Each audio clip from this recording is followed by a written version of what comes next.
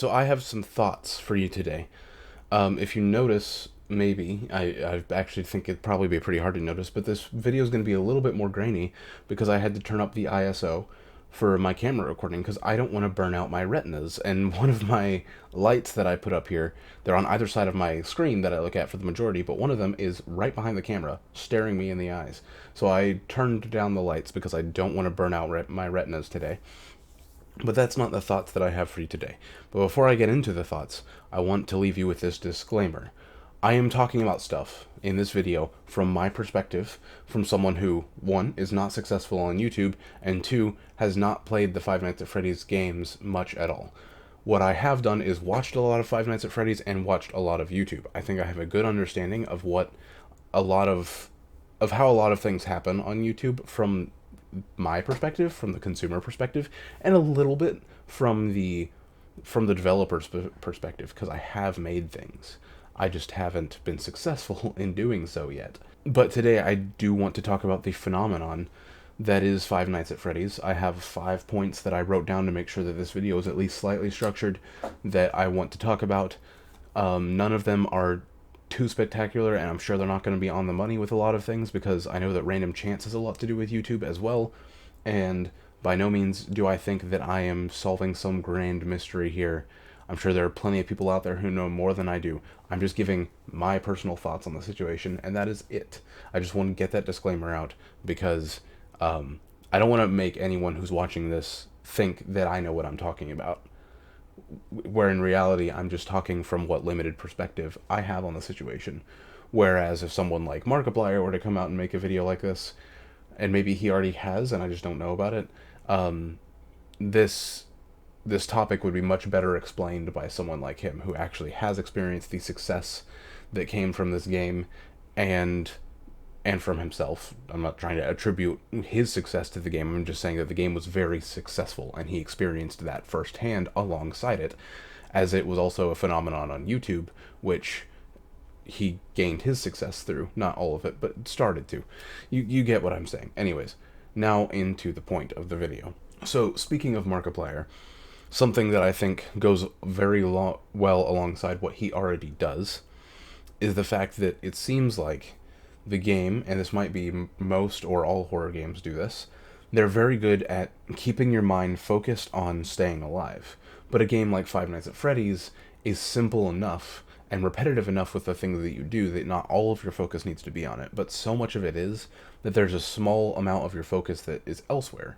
And that amount goes to, well, if you're creating a YouTube video, to trying to entertain, obviously, and that's like your big focus, and which actually makes the game a little bit harder, which I find entertaining, both from the viewer and the player perspective. I've been enjoying doing it a lot.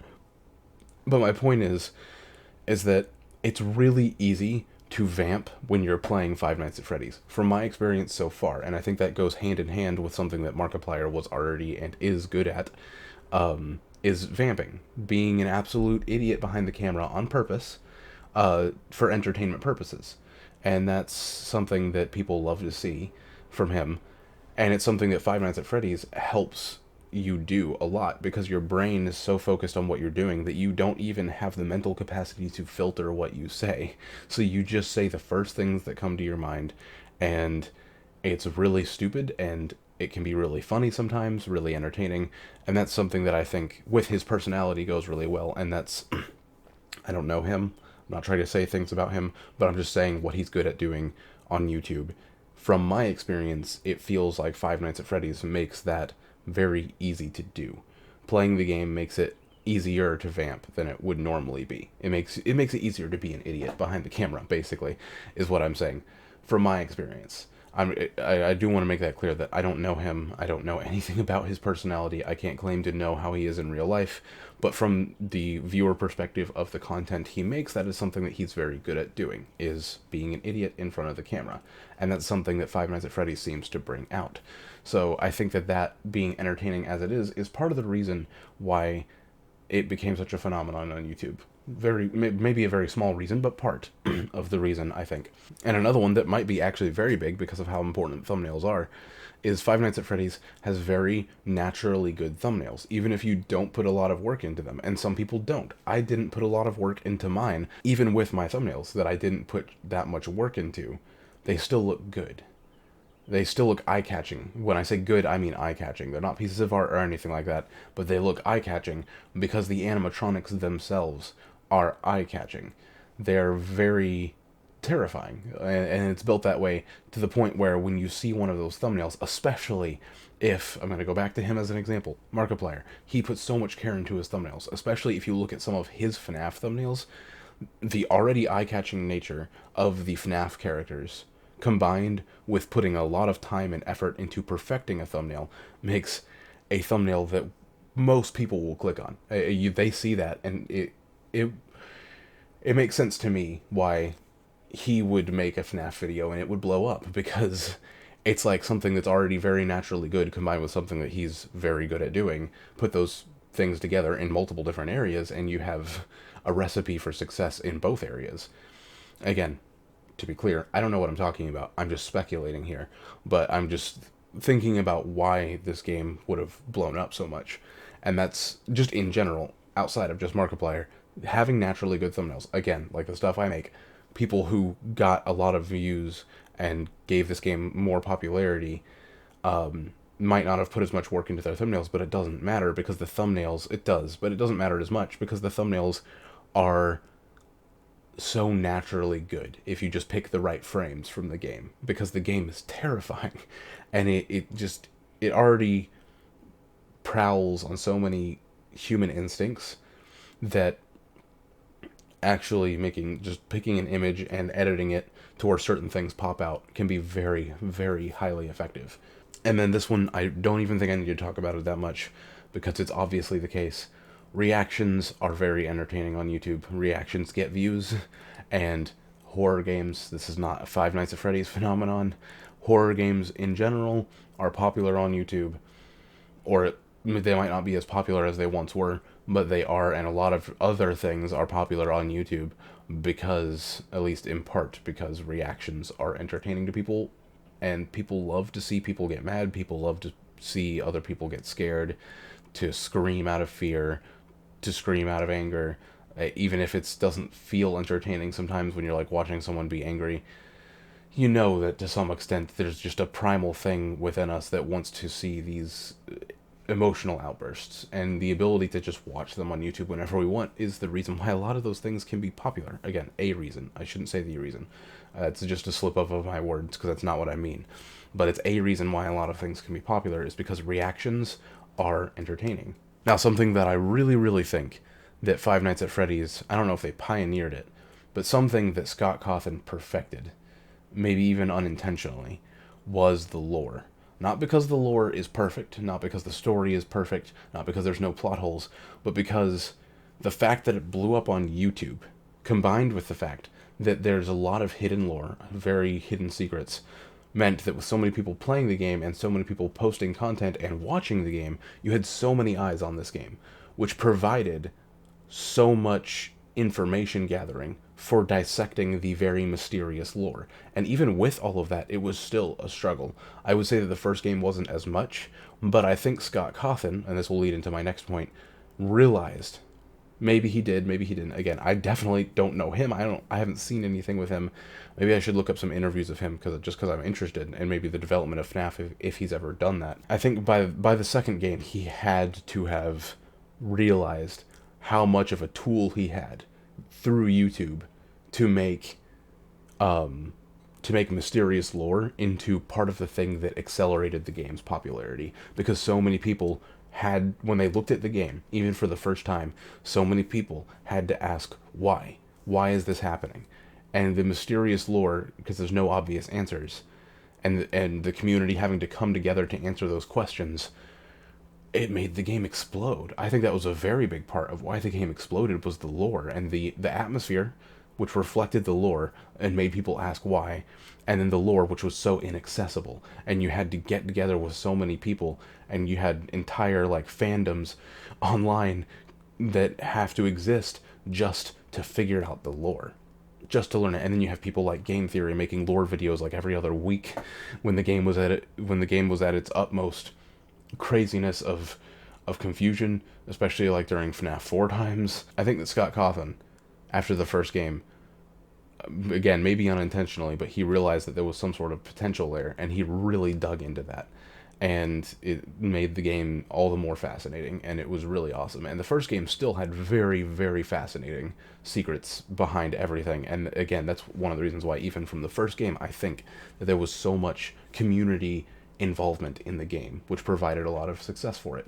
And leading into my next point is Scott Cawthon's fast response. I think that was another key thing. What he did in response to this game that he created that was finally a success after multiple failure indie games. And then FNAF obviously exploded, and he had a very fast response. He made FNAF 2, and he immediately began to exploit the things that he knew was making the game popular, as far as I can tell, because FNAF 2 had so much more hidden lore, and it took people a lot more to figure out what was going on, and even after they had, there were still so many questions that people couldn't figure out after FNAF 2.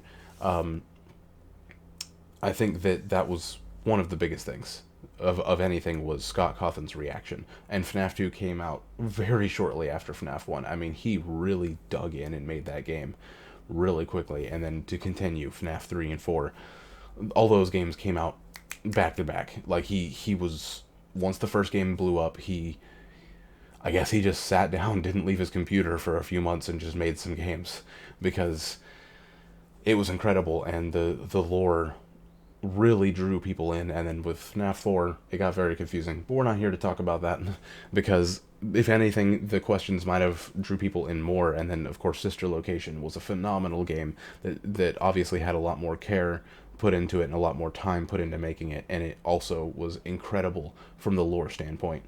And I think that now, to take a step back from all of this and reflect on it all now, I think we have, after that, we have Pizzeria Simulator, another really good game that I think a lot of people really enjoyed, and I have not played it yet, but I know people personally who have, which is not the thing I can say for some of these other games that I'm playing right now, the original FNAF games. Pizzeria Simulator seems like one that people play more often. So it was a really good one, and from a lore perspective, I think it answered a lot of questions. There were still plenty of plot holes, but I think it answered a lot of questions. And then Custom Night, of course, was just a one-off, like, ultimate challenge that was really fun, that had a significance in the lore. So I think all of those things, those games might not have been insanely popular, some of the ladders, but I think that they all were popular and successful and had a very significant place. Then we have Help Wanted. I think Help Wanted may have resurged popularity for FNAF for a little bit. From my perspective, I'm saying this from the perspective of, at this point, beginning to back off from the FNAF franchise, so feel free to correct me for anything in this video. Feel free to correct me in the comments below. But with this in particular, I began to back off from the franchise at this point, so I don't know, but I feel like Help Wanted was, to me, it felt like the community was more excited about it than it had been for Custom Night. And that's not, again, because Custom Night didn't have all the same elements, because how are you going to have a lot of mysterious lore? And there was. He still implemented it pretty well. But for the most part, it wasn't too hard to figure out from the community what was going on in Custom Night. But in Help Wanted, I don't know that the same mysterious lore was there, but it was just the VR perspective, and it being a really good VR game, considering the fact that those aren't exactly common. VR games are pretty hard to make well, because it's still a very much so emerging video game type, and I don't think that they've had their perfected control scheme or anything like that yet. I could be wrong, because I have not been keeping up to date on it recently, but I think that was a big thing, was just that it was a really good VR game, and the shock value came back for a significant amount, because FNAF's scariness had been declining since, the same jump scares over and over again to a certain extent. But those were kind of elevated to a new level when you had the game in VR. Augmented reality FNAF, I'm gonna be honest, I don't even know that many people who care about that game. I never cared about it.